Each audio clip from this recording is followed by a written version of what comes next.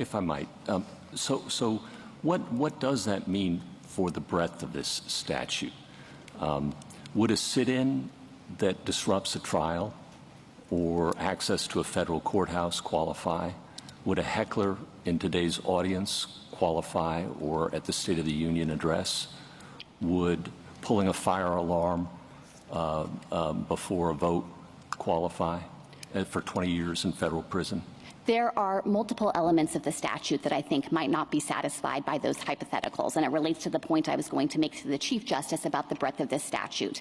The kind of built-in limitations, or the things that I think would potentially suggest that many of those things wouldn't be something the government could charge or prove as 1512c2 beyond a reasonable doubt, would include the fact that the actus reus does require obstruction, which we understand to be a meaningful interference.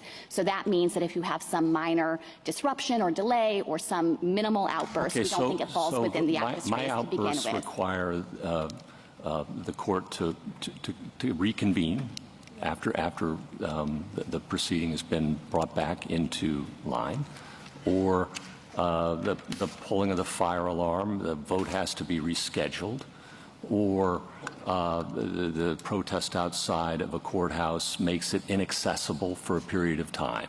Are those all federal felonies subject to 20 years in prison? So with some of them, it would be necessary to show nexus. So with respect to the protest outside the courthouse, we'd have to show that, yes, they were aiming at the proceeding. Yeah, they were trying to stop the proceeding. Yes, and then we'd also have to be able to prove that they acted corruptly, and this sets a stringent mens rea. It's not even just the mere intent to obstruct. We have to show that also, but we have to show that they had corrupt intent in acting in that way. We went around that tree yesterday. I know. I heard the argument yesterday, but I guess what I would say is that to the extent that your hypotheticals are pressing on the idea of a peaceful protest, even one that's quite disruptive, it's not clear to me that the government would be able to show that each of those protesters had corrupt intent. So mostly peaceful protest that actually obstructs and impedes an official proceeding for an indefinite period would not be covered? Not necessarily. We would just have to have the evidence of intent, and that's a high bar. They intend to do it all right.